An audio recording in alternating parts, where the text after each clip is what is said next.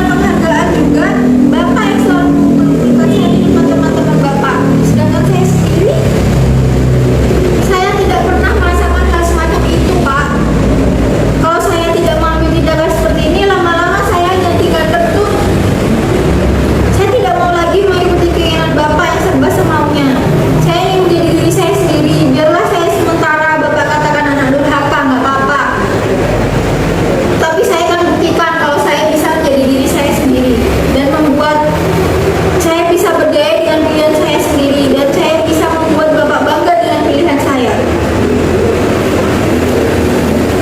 Kalau kamu mau mengikuti jejak kakak kamu, keluar dari rumah. Saya tidak takut dengan ancaman itu, Pak. Sekali lagi, saya akan menentukan pilihan saya sendiri. Dengan atau tanpa persetujuan Bapak, saya akan tetap menjadi yang terbaik. Oke, cukup. Coba tarik nafas dulu, Mbak Nurul. Mana? Setelah Mbak melakukan penolakan tadi terhadap Bapak Mbak, ternyata saya bisa, Bu. Hanya mengambil kesimpulan tentang kuliah kamu. Perjalanan untuk menuju ke sana masih jauh, dan juga mungkin nantinya kamu akan suka dengan pilihan yang Bapak kamu arahkan. Latihan di sini tadi adalah latihan untuk membuat kamu lebih tegas dalam segala hal, termasuk menolak permintaan dari Bapak kamu. Bukan hanya masalah kuliah, kamu harus menjadi diri kamu yang otonom dan tidak bergantung pada orang lain. Itu ya. Terima kasih ya, Bu. Iya, sama-sama. Sebelumnya